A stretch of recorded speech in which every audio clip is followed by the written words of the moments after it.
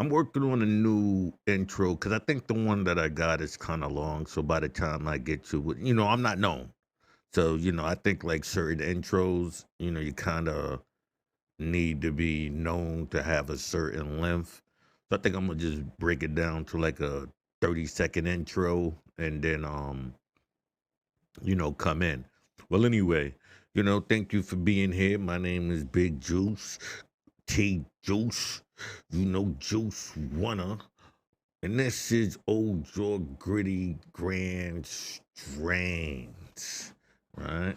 Hold on a minute here. Right? Don't forget to hit that. Oh, by the way, you can catch us up on these platforms as well as Twitch, Twitter, and many others, right? So don't forget to also hit that like button so you can like, subscribe, and notifications so you can constantly be updated with new content whenever we go live or whenever we upload something. Oh, thank you for the likes, right? Oh yeah, and by the way, this is my book, Street Skelzy, Knock 'em Out the Box. It's available right now on Amazon Books and Lulu, right? I'm also gonna about to put it on a couple of other platforms as well, right? But check it out. It's about two brothers on opposite sides of the law who have to team up in order to find their father's killer or killers, right? It's a murder mystery, something different from the urban environment. This is not a come up, get rich scheme. This is about a well off family who, suffers from the loss of their father being murdered, and they have to team up in order to get to the end of. Sorry, I was let me show you here. I was smoking some of this goody good here, so my mind is kind of. I was delaying it. I was delaying even coming on for a second because I wanted to make sure I wasn't, rambling and all of that type of stuff. So anyway, I think this is going to be a great chapter. This is chapter 10. We will be dealing with the preparation of the candidates. We will be dealing with Masons ignorant to Masonry, guilt of the Masonic ministers, why lodges meet in the upper chambers, the upper room, with your boy,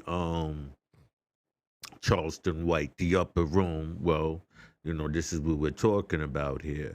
Purging the lodge, initiations in darkness, the cable tow, neither naked nor clad, neither barefoot nor shoed. Floor of the lodge, holy ground. All right, let me take my book down here so you can see what's going on. All right, my fault. I will be putting up a picture as we go every once in a while. I want to put this picture up, and I want you to pay attention to this picture. Understand the science of this picture. So, I want to actually bring you in here, right? We can slide in here. I want y'all to study this picture. You know what I mean? I want you to understand it, and I want you to study it. Right? Everything that you see there, right? So we will be, getting back into that as we go on. So the birth. And now, at last, we arrive to the anteroom of the lodge and are prepared to witness how our ministers and church members are made Masons. To to examine in detail the origin and meaning of every ceremony through which the candidate must pass through, being permitted to take part in that secret mock worship which is nightly offered in Masonic lodges to the grand architect of the universe. That's when you see that, you know, um, GAOTU, the grand architect of the universe or the God of nature, right? Henry, But, my dear father, in view of all the evidence furnished by the accredited teachers of the Grand High Priest of Masonry in the Grand High Priest of Masonry, there is no thing more I do not understand. Wait, there is one more thing. What there is one thing more I do not understand. If it be true, as it undoubtedly must be, that the mysteries of Masonry and the masteries of Baal and Osiris are one and the same, how does it happen that intelligent, well educated men will remain connected with such a system? Or do they really understand the true nature of the Masonic philosophy in the source whence it originated? Mr. Burton, I answer to your question, my dear Henry. I will at once reply, and without any qualifications whatever, and those who know the least about Freemasonry are Masons themselves. As a general thing, they never study it, except once in a while, as they attend lodges, and even then only as a ritual gives expression to its meaning. At home, they must always maintain silence and secrecy on the subject, while in their various places of business during the business hours, even the most intelligent of the craft have neither the time nor inclinations to throw away upon the study of what must appear at first sight to be but routine jugglery, right? Foolishness, criminally, right? Then again, it must be remembered that the greatest part of those who join the lodge do so from the idea that it will sooner or later be of advantage to them. This is the first sham. You know what I'm saying? To them, in some ways, and in hence, all they ever learn about it, or in fact, all they ever care to learn, is what is called the secret works, or the signs, grips, passwords, and lectures, by means of which they can make themselves known as Masons or visit a strange lodge when necessary. Let me get some water here.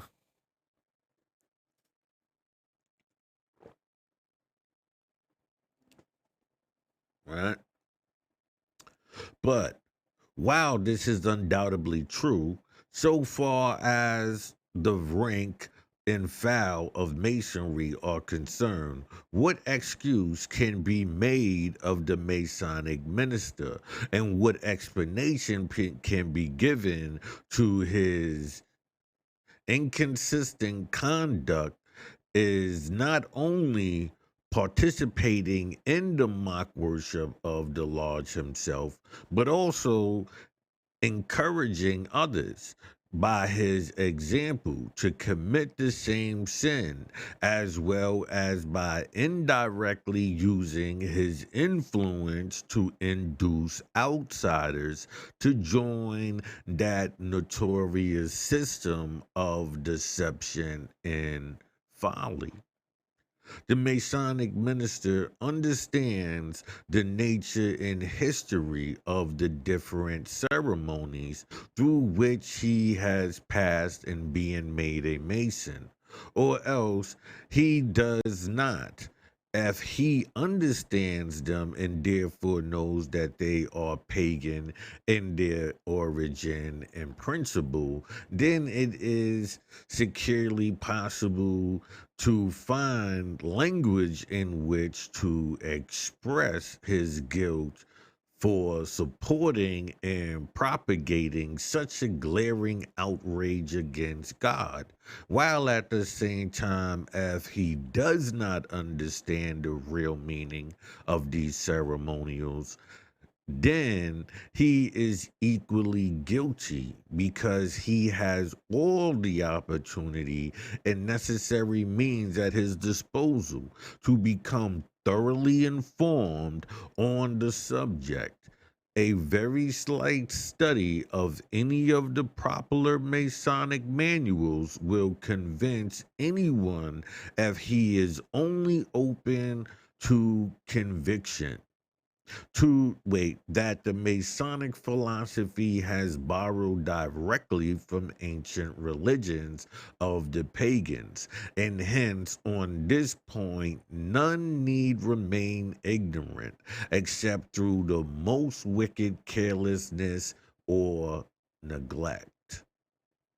Let us then continue on further discussion of these different large ceremonies to see what more our Masonic teachers have to say in regards to them. Large meetings in upper rooms. The upper room. You hear Charleston White say it. Large meetings are always held in upper rooms of buildings, and the reason for this peculiar custom is therefore the first question which naturally presents itself for our investigation. For now, why could not a Masonic lodge be opened on the ground floor or in any other part of a building except the uppermost room? The reason, of course, is furnished by the Masonic teachers and found in the Masonic manuals, in as much as Freemasonry is the secret worship of Baal and Sabbatism revived. Of course, it necessarily follows that everything pertaining to lodge worship, as well as its peculiar location, must have had its origin in a directly borrowed from the ancient mysteries. The exceptions, therefore, which Freemasonry offers is holding its large meetings in the upper rooms of buildings is given as follows. In the General Ashram Raison by Sickles, pages 75, we read, large meetings at the present day are usually held in upper chambers, usually. Right. And the reason for this custom is that before the erection of the temples, the celestial bodies were worshipped on hills and territorial ones of in once in valleys. Basically, even when we look at the temples, right? The zaggurats, um the pyramids, the step pyramids, right? We knew that you had, these chambers in which you went in. And so these chambers were only for, the high priest and certain things like that, because they were the ones who were spotting, trained to recognize these stars. And now their system is how they control the people, right? So they took that same system and they applied it to its modern uses of keeping these secrets, right? Utilizing one thing, right? Um, Concept, right? And transforming it or transferring it to a whole different thing. So now you don't have a pyramid or zaggurats and all of this, but you do have these buildings. So inside these buildings, is where you can perform these secret acts, right? And these secret acts is always in this criminal fashion, right? Large meetings at the press. Okay, the only reason, therefore, according to Masonic teaching, the large meetings are usually held in upper chambers, is because in ancient times, sabbatisms or the worship of heavenly bodies were conducted on high grounds, or as scripture calls them, high places, right? So you would understand that this place is holy, and only the certain people could go up to this place, just like Moses and these high places, right? And that's clearly explaining the term Baal and this ancient custom of worshiping on high hills, as well as the consequent reason for the elevated position of our lodges are times, and following extract from the Bible, my fault, encyclopedia, like a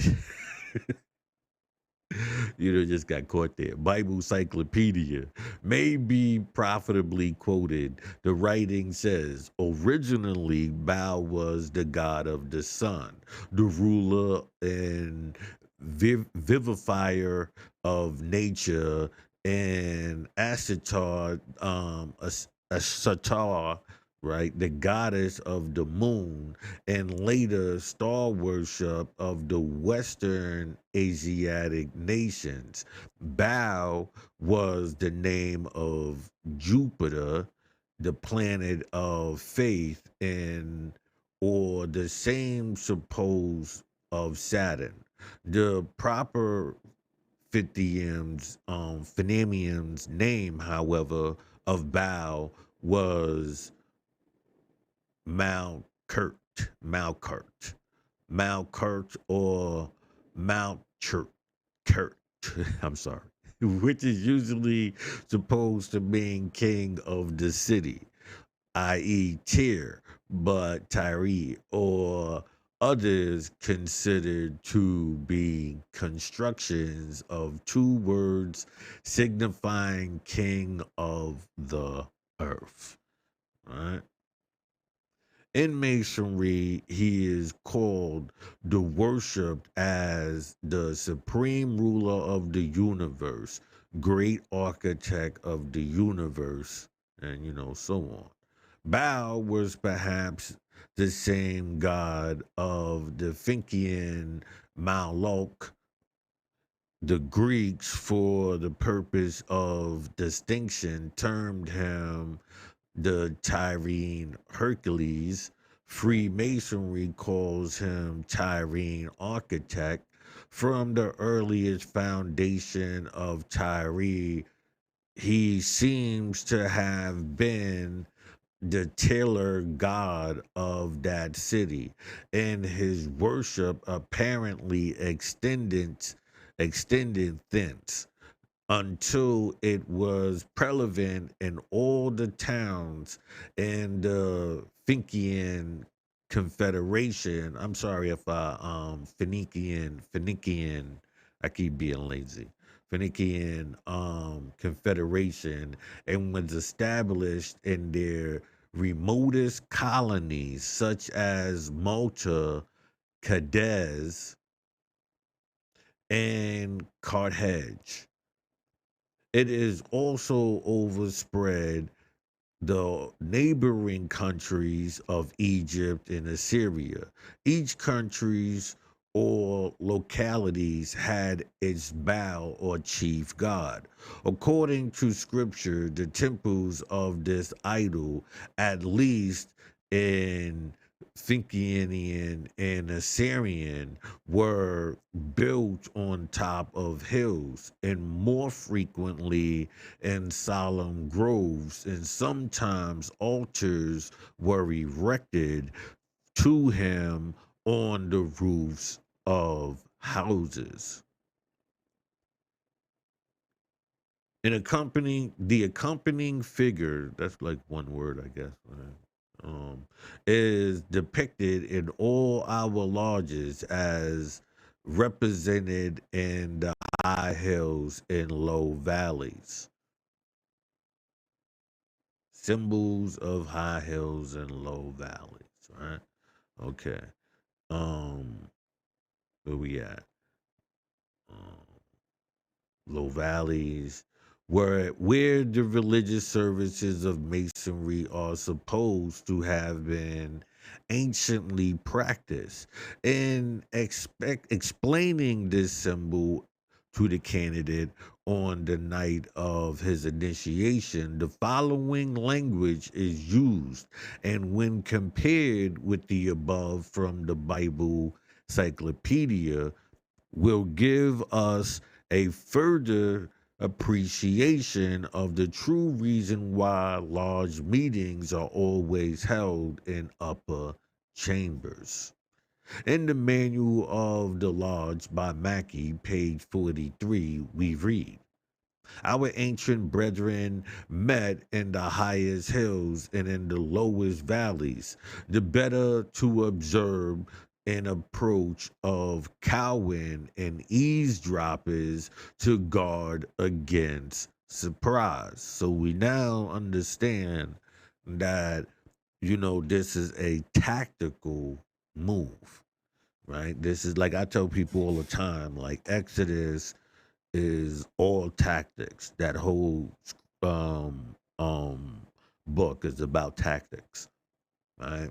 So this is, as you read, you learn how to identify what these things mean, not what they say, right? They say is to keep those who don't know away. So if you reading, one of those books or something, or even this, you would over you would misinterpret it because you would be reading it one way while it's saying, not saying at this part right here, but in general, that's what you would be, encountering, right? Against surprise. Now, no Mason, however slight may be his knowledge of history, will presume to assert that a Masonic lodge has ever been held on top of a hill or in the bottom of a valley since Freemasonry was revived in 1717, which I don't see why it couldn't, but neither do the Masonic monitors set forth any such foolish notion. On the contrary, it is directly affirmed that this is the wrong meaning of the symbol and that the truth concerning it points directly to the ancient custom of sun worship, right? But you're doing this at night, so wouldn't that be star worship? On this head, the Manual of the Lodge, page 44, declares that the reason assigned to the lectures for disassembling on high places is the modern but not the true one. The fact is that mountains and other high places were almost always considered as holy and particularly appropriate for religious purposes, right? That and um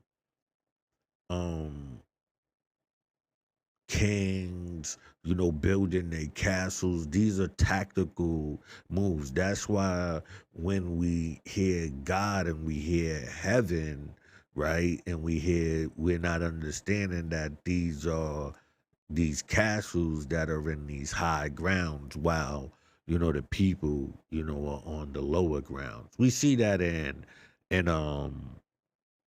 what's this movie? Not this movie, TV show. Um, Game of Thrones. I always use Game of Thrones because Game of Thrones is Freemasonry all day. Where we at here? The reason assigned to the lectures for disassembling on high places in the modern but not the true one. The fact is that mountains and other high places were almost always considered holy and particularly appropriate for religious purposes. So then, because our ancient brethren, the old sun worshippers, met in the highest hills of worship, Baal, or the sun god in Freemasonry being the same worship revived, it's most necessarily follow that Masonic lodges must be held in the highest room or buildings and carry out the coincidences, right? Carrying out the coincidences, being assembled in the large room. Then the next ceremony performed is the purging of the lodge, which is done in the following manner. Worshipful Master Brother Senior Warden, as you satisfy, are you satisfied that all present are Masons? So here go the purging, the clearing out anybody who's doesn't belong there. So this is what the purging is,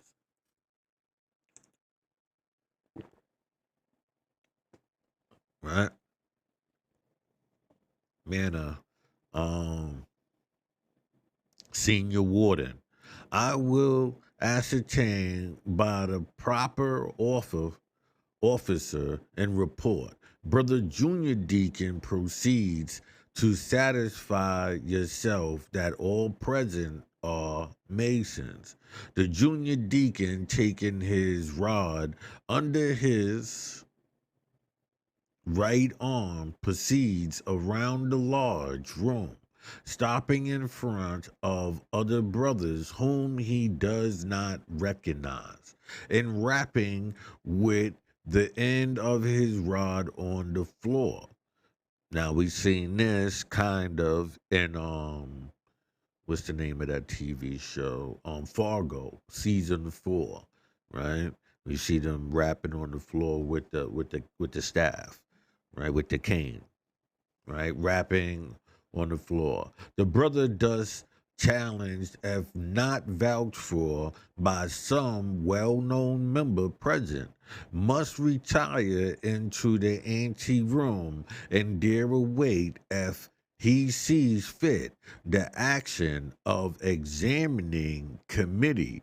The junior deacon, in the manner having made the entire circuit of the lodge, returns in front of the senior warden station and reports to the offer. All present are Masons. See handbook page 17. This ceremony, from its great importance, is never omitted, and the reason for the performance is given as follows by the textbook of Masonry. In the Manual of the Lodge by Mackey, page 12, we read, in the ancient mysteries, those whose sacred rites which have furnished so many models for Masonic symbolisms mark that the opening ceremonies were of the most solemn character. The sacred herald of the ancient mysteries commenced the ceremonies of the greatest initiations by the solemn formula of depart hence ye profane, to which was added the proclamation which forbid to use the use of any language which might be deemed of unfavorable auguring to the approaching rites. This is precisely what is done in the Masonic Lodge, only on smaller scales. Everyone not a Mason is termed a profane, and the junior deacon ordering the profane to those not properly vouched for from the sacred precincts of the large room. Correspondence exactly with the sacred herald and the mysteries ordering the profane from the presence of the greater initiations. The ceremonies in both cases are the same.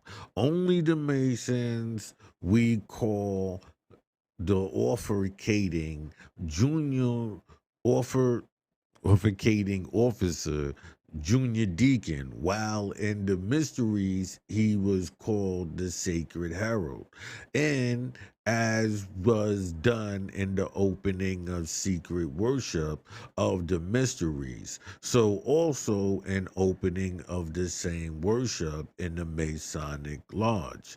A proclamation by the worshipful master is added, similar to that made by the sacred herald.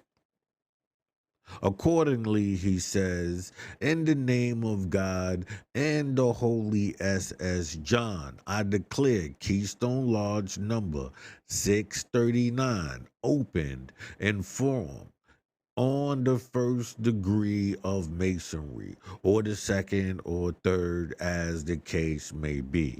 At the same time, forbidding all immoral or unmasonic conduct, whereby the peace and harmony of the lodge might be disturbed, binding the officer under no less a penalty than that prescribed by the bylaws, or as a majority of brethren present may see cause to inflict.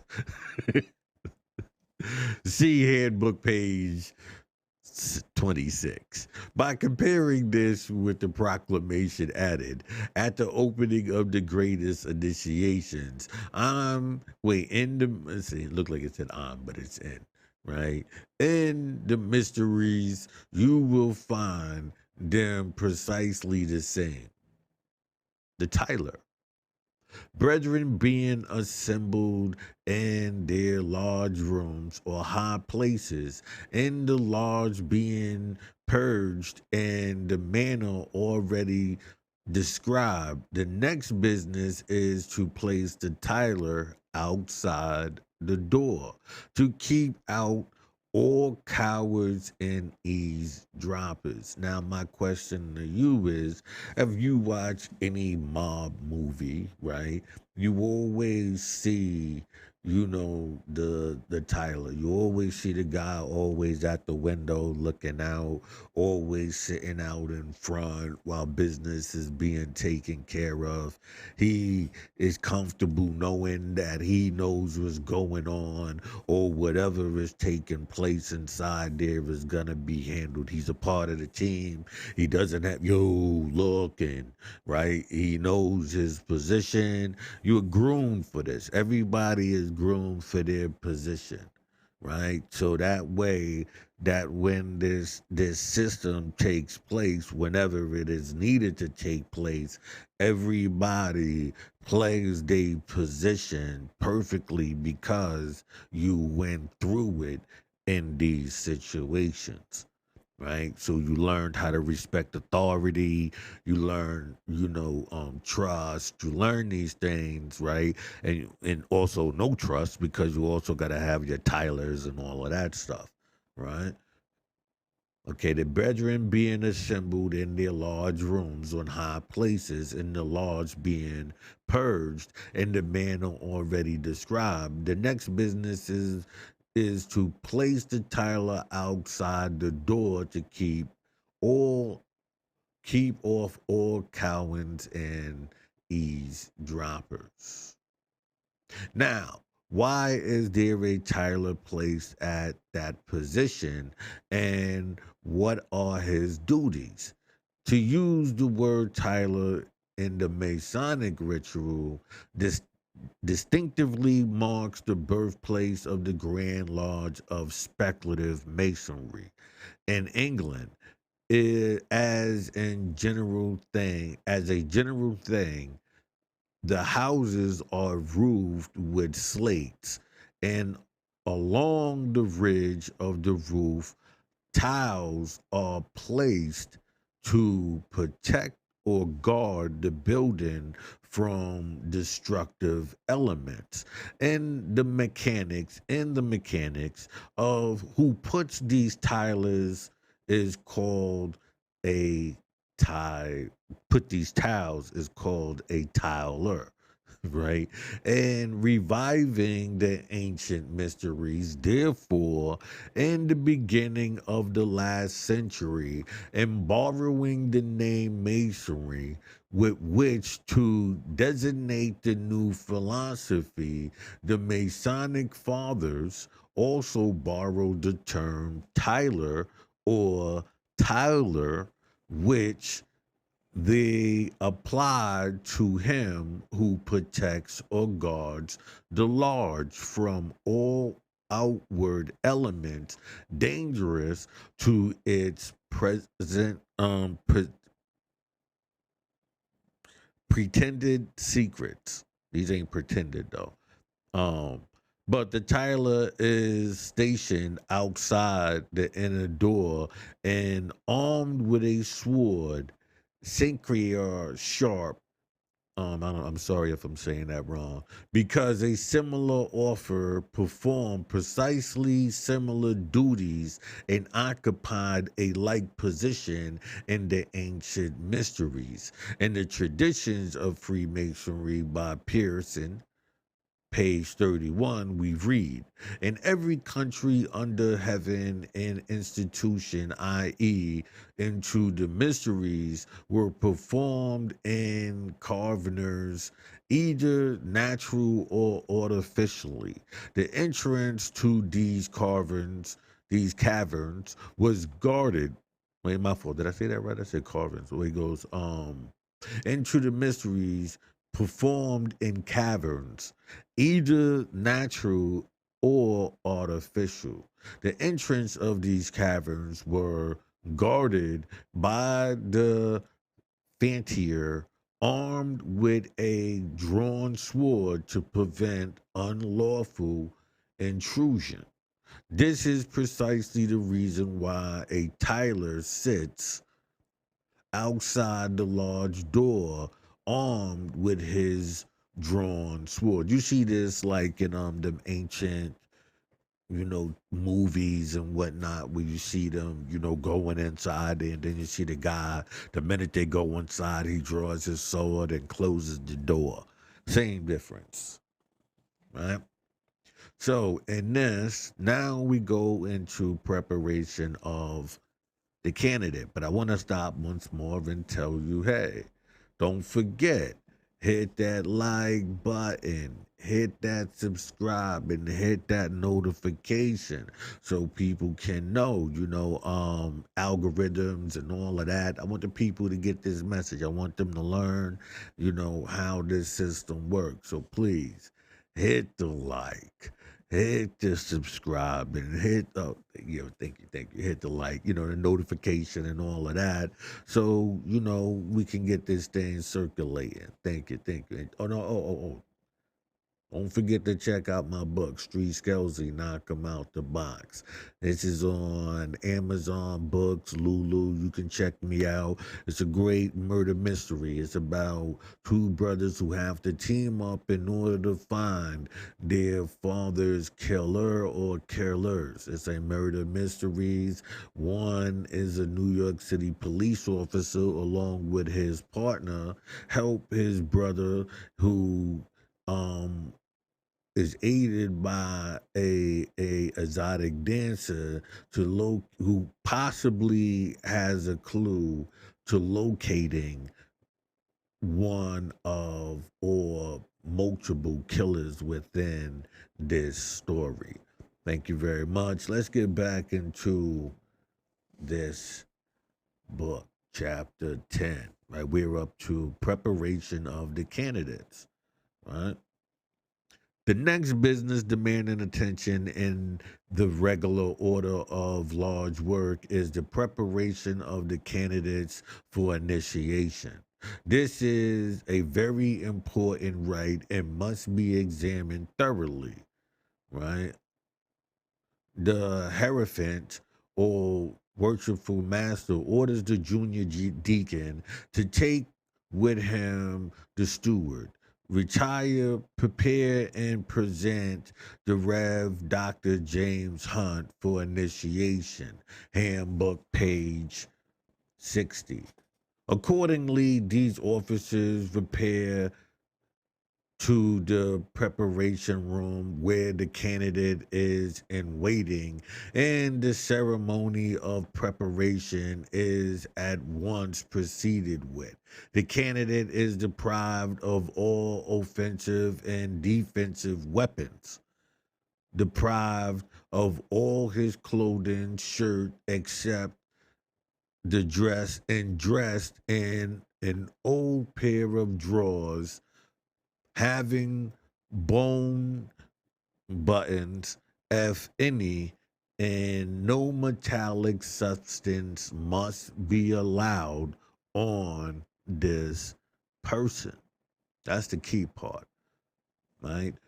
The whole of these preliminary ceremonies are briefly but fully described by the Masonic ritual in the following manner. Handbook, page 107, 159, and 259. Question: how were you prepared to be made a Mason? Answer: by being deprived of all metals, divested of all metals, neither naked nor clad, barefoot nor shoed, blindfolded, and with a cable tow once around my neck. On the second or, fellow craft degree, the cable tow is twice around the neck, right arm.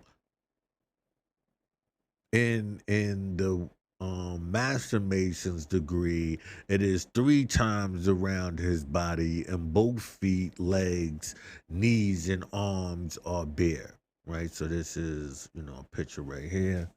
Hold on. Let me take myself away real quick here. All right. It's right here. See the pictures. Okay.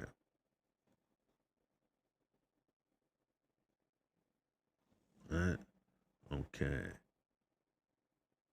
The engravings represent as correctly as can be the manner of preparing candidates for the Masonic mysteries, and it will be observed in relations thereto the four conditions um thereto that four conditions must always be compelled with.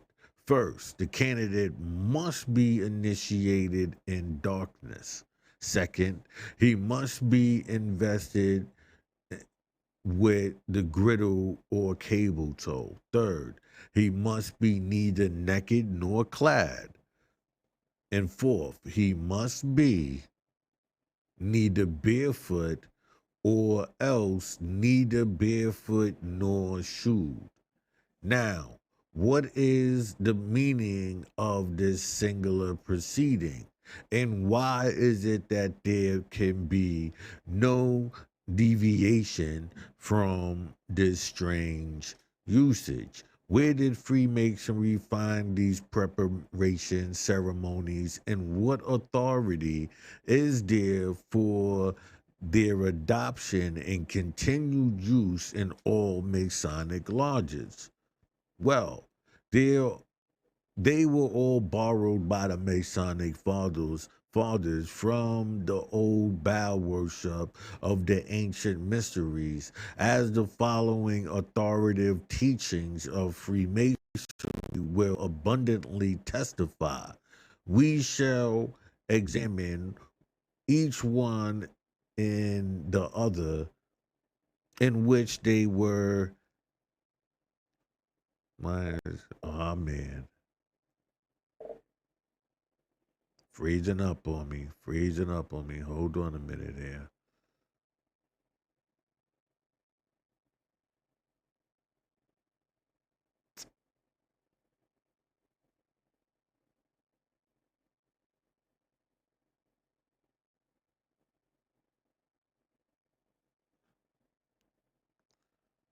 This did me dirty there. Let's see. Hopefully I can click on it. All right. Okay, it went back. We back. I thought it was gonna lock down on me there. They were all borrowed by Masonic fathers from old Baal worship of the ancient mysteries, as the following authoritative teachings of Masonry will abundantly testify. We shall examine each one in order in which they are here enumerated, beginning with the hoodwink or the initiation in darkness, the hoodwink, the scam, the lie, right?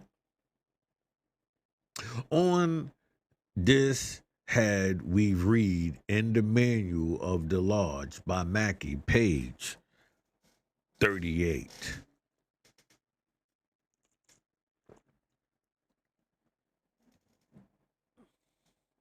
In the ancient mysteries of the secret worship of the pagan gods, the affiant or candidate was always kept for a certain period in the conditions of darkness. Hence, darkness became the symbol of initiation. Again, in Pearson's Traditions of Freemasonry, page 31, in every country under heaven, the initiations were performed in caverns, either natural or artificial, and darkness was honored with peculiar marks of veneration by reasons of its supposed priorities of existence. And again, on page 39, the candidate has represented man when he had sunken from his original estate, and like the rough Asherly is unfit to form a part of the spiritual temple. He maintained the same character in the mysteries, and pathetically a profane and elevated in darkness, poor in dispute of spiritual knowledge and emblematical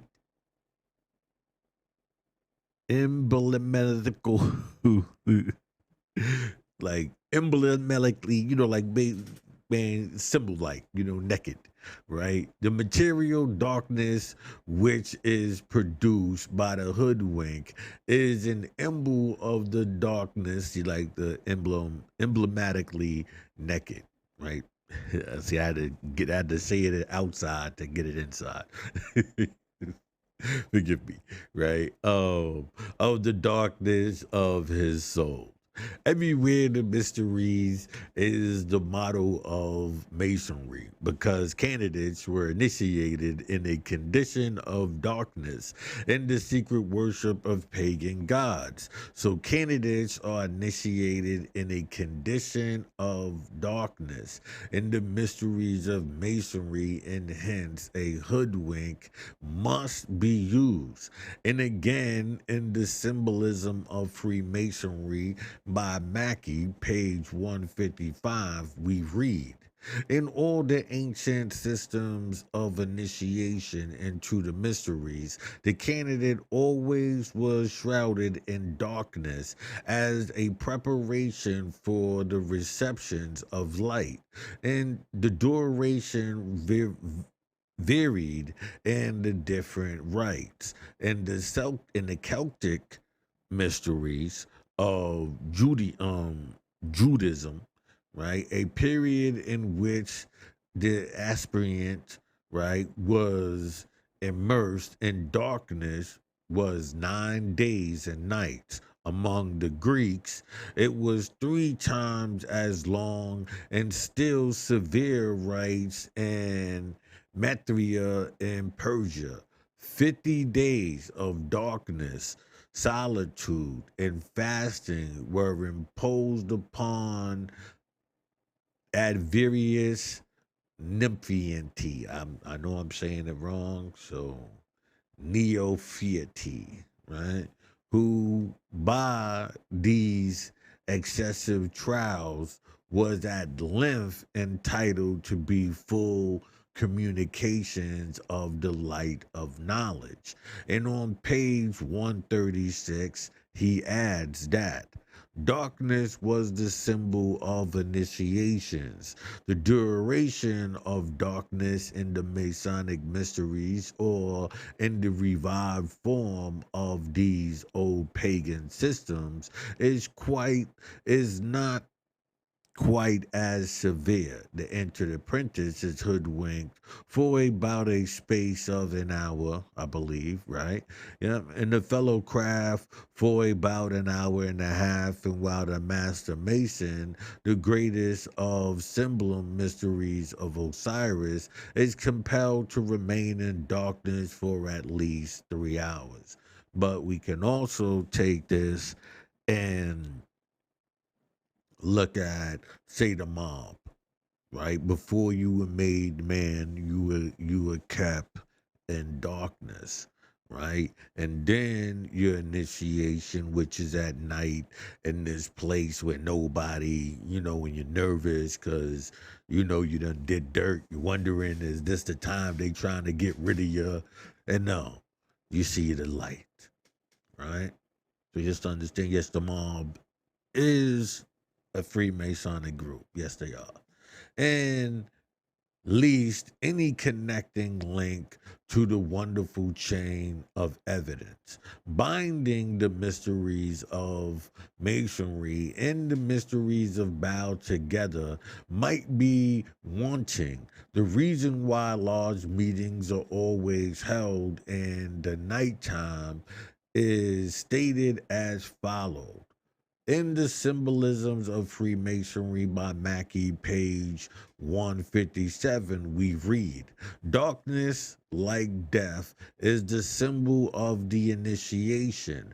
It was this reason that all ancient institutions were performed at night. The celebration of the mysteries was always nocturnal. The same custom prevailed in masonry, and the explanation is the same. The language is plain that it needs no comment because the Osirian mysteries were celebrated at night. So the Masonic mysteries must, in like manner, be celebrated at night. And again, in the history of initiations by Dr. Oliver, than whom the greatest Masonic writer ever had, Masonic writer has never lived. On page 19, we read, there was also another quality of the mind which reserved the recommended the mysteries, that strange attachment to the marvelous by which every grade of human nature is swayed. To excite this sentiment in all its similarities of horror, the initiations were performed at the dead of night. Now we go to the cable tow. Our next question is, where did the Masons find its cable tow? Turning to page 29 on Pearson's Traditions of Freemasonry, we find that in the mysteries of India, that is the secret worship of the pagan gods of India, the aspirant or candidate was invested with a consecrated sash or griddle.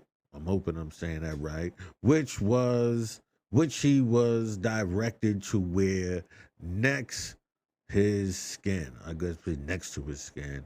It was manufactured with many mystery ceremonies and said to possess the power of preserving the wearer from personal damage, and consisted of the cord composed of 3 times 3 thread twisted together and fastened at the end with a knot, and was called Zenar. Hence come our cable tow. Here then we have it on the very highest Masonic authority that the Zenar of the Hindu institution and the cable tow of the Masonic institution are one and the same thing, and their incident features are inconsistent features are so distinctly marked that none can fail to understand their identity. It is said of the Indian Zinar that it was worn next to skin. The cable tow is also worn next the skin, and Zanar was twisted together and fastened at the end with a knot. So is the cable tow. The Zanar was composed of 3 times 3 thread, referring to the cable tow in the Royal Arch degree, where the question is asked, how do you know yourself to be a Royal Arch Mason? By 3 times 3. And lastly, it is said in the Zanar that it is proposed the power of preserving and wearing from personal damage, with the words personal damage strongly emphasized, doubtless to the convey doubtless to convey the impression that he who wears the denier or cable tow of masonry around his neck will have a very great many chances of escaping the hangman rope and be otherwise aided by Masonic cunning, neither naked nor clad. The next point in the preparation ceremonies demanding our attention is, why is the candidate neither naked nor clad? Why is he divested of his clothing? By remembering the fact that Freemasonry, as has been proven over and over again, is by remembering the fact that Freemasonry, as has been proven over and over again, is the old Baal or secret sun worship revived. The philosophy of this particular ceremony might appear self evident. The members of the lodge are engaged in devotional exercises, and the worshipful master leading in prayer to the sun god, the great architect of the universe or the God of nature. See page 151 to 159. Now, in order to carry out the true symbolism of the sun and to indicate the wonderful powers and attributes of the God which is worship, there is nothing more natural than that the candidate should appear with part of his clothing off. If he was about to be initiated into a secret worship of the god of ice or cold, if any such existed, he would naturally be warmly muffled up, but being about to be initiated into a secret worship of the sun god, he must be neither naked nor clad. He presents himself in darkness to indicate that from the sun god proceeds all light, and so he must present himself semi-nude to indicate that from the same sun god proceeds all warmth and protection. No, nigga, we gotta make sure you ain't got nothing. We gotta make sure you ain't strapped to nothing, right? This is the true symbolic meaning of the ceremony, and it can bear no other construction, for by no other process of reason can the analog between the various institutionary rights be maintained intact. And the reason offered by Webb was the guarding custom, or the degrading custom, is by Brother Mackey expresses it in his manual of the lodge, absolutely beneath criticism, neither barefoot nor shoe. The last of the strongly debasing ceremonies is the Masonic preparation room, and what Freemasonry terms the rite of discalculation or bearing the foot, and like all others has been borrowed directly from the ancient mysteries. Take your shoes off, right? Take your shoes off. We gotta make sure you ain't got nothing in there. Has borrowed directly from the ancient mysteries or the secret worship of Baal. Symbolism of Freemasonry by A.G. Mackey, page 126. The direction of the pentagraphs of his disciples was in these words: offer sacrifice and worship with shoes off. In another place, he says, we must sacrifice and enter temples with the shoes off. The Pythagoreans is claimed by Masonic authorities to have been initiated into the mysteries of Osiris in Egypt and highly esteemed among the craft as an ancient friend and brother. And again on page 127, Mackey says, the Druid practiced the same custom whenever they celebrated their sacred rites, and were in the ancient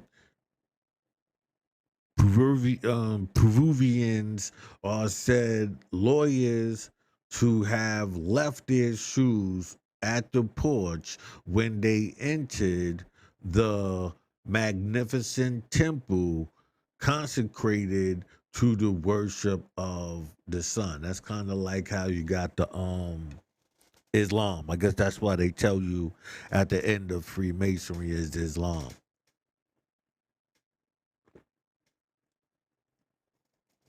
Right? And again, on page 128, the rights of the Declaration, therefore, is a symbol of reverence and significant and signifies in the language of symbolism that the spot which is about to be approached in his humble and reverently manner. I'm hoping that's right. Reverential manner is consecrated to some holy purpose. Thus, I think established beyond a question the religious character of Masonry, the spot where secular or profane societies hold their meetings cannot be very well said to be consecrated to holy purpose. Again, on page 129.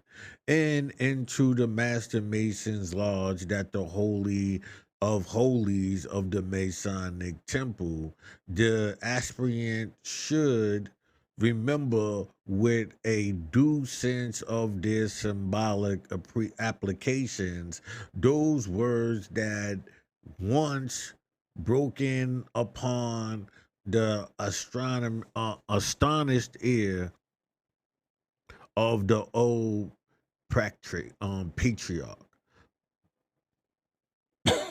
Excuse me. Put off thy shoes from off thy feet, for the place whereon thou standest is holy ground. And lastest is the traditions of Freemasonry by Pearson, page 29. Among the ancients, the ceremony of decoration or pulling off a shoe indicated reverence for the presence of God. From all this vast accumulation of undisputable evidence, then it is absolutely undeniable that every ceremony of the preparation room, the hoodwink or darkness, the cable tow, the rite of declaration, the removal of the clothing, the purging of the lodge, the positions, arms, and duty of the Tyler, and even the very location of the lodge itself are borrowed without the slightest change except the name of the persons from the old defunct demon mythology of the pagan world. And yet, the grand high priest and the grand chaplain of this rampant ideology have a cool assertion to affirm in their manuals, monitors, and textbooks that, after all, Freemasonry is of so sanctified a character that even the floor of the lodge is holy ground. Without question of these men may be very appropriately applied the words of Isaiah 5:20. Woe unto them that call evil good and good evil, that put darkness for light and light for darkness, that put bitter for sweet and sweet for bitter. So that's that. Let me put this up again as I said here, right? So if we were to examine this picture, right? What would we see? I'm not even going to tell you at this. Well, through what was just said, right? Through what we read, through was what was just said. Me adding to what was read, right? You should be able to see a system at play, right? You should see everything said being presented to you right here, right? You should be able to see it. It should become clear to you what is being said, right? You should be able to see the players. You should be able to understand this hustle, right? This is, now, mind you, the hustles change, right?